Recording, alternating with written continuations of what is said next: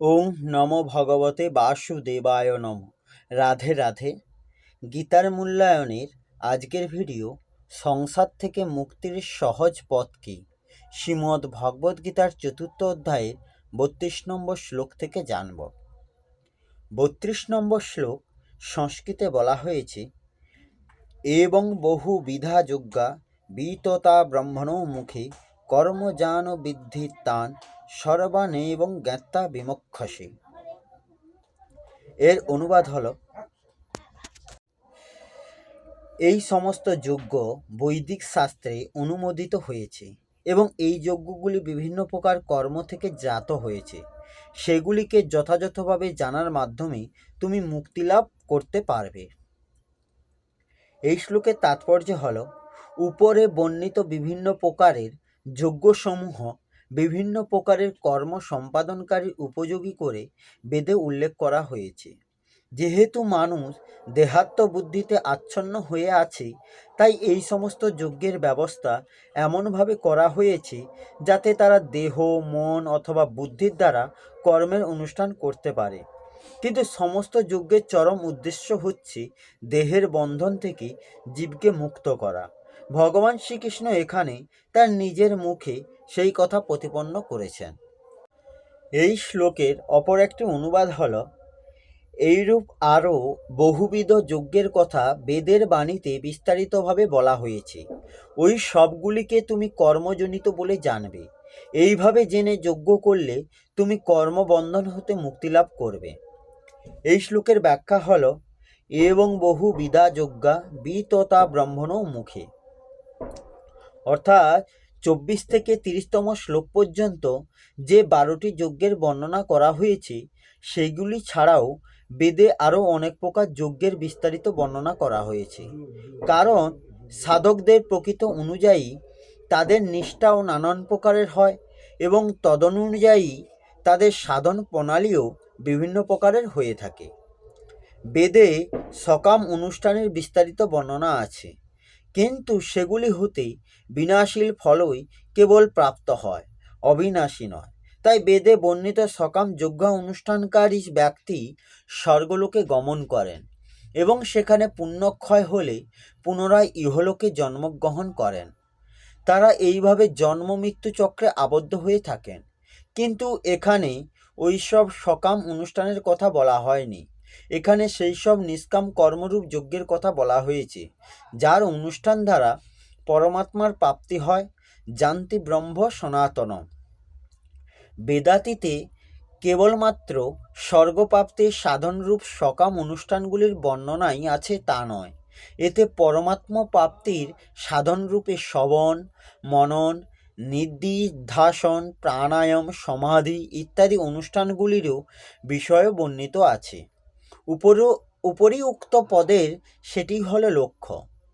3য় অধ্যায়ের 14-15 শ্লোকগুলিতে বলা হয়েছে যে যজ্ঞ বেদ হতে উদ্ভূত এবং ব্যাপ্তি স্বরূপ পরমাত্মা ওই যজ্ঞে নিত্য প্রতিষ্ঠিত।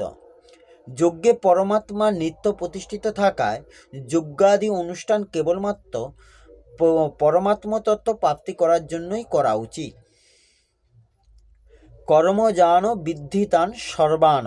অর্থাৎ 24 থেকে 30তম শ্লোক পর্যন্ত যে 12 যজ্ঞের বর্ণনা করা হয়েছে এবং ওইরূপ বেদাতীতে যেসব যজ্ঞের বর্ণনা করা আছে, সেই সমস্ত যজ্ঞের উদ্দেশ্যই এখানে তান সর্বান পদটির দ্বারা উল্লেখিত হয়েছে।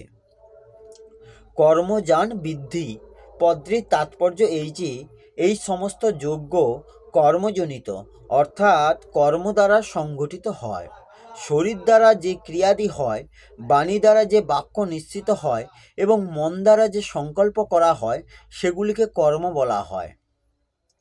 অর্জুন নিজ কল্যাণ আকাঙ্ক্ষা করলেও যুদ্ধরূপ কর্তব্য কর্মকে পাপ মনে করে সেটি পরিত্যাগ করতে চেয়েছিলেন। তাই কর্মজান বৃদ্ধি পদ্ধতির দ্বারা ভগবান অর্জুনকে এই বলতে চেয়েছেন যে যুদ্ধরূপ কর্তব্য পরিত্যাগ করে তুমি নিজ কল্যাণের জন্যই যে সাধন করো, তাও কর্ম বলেই বিবেচিত হবে।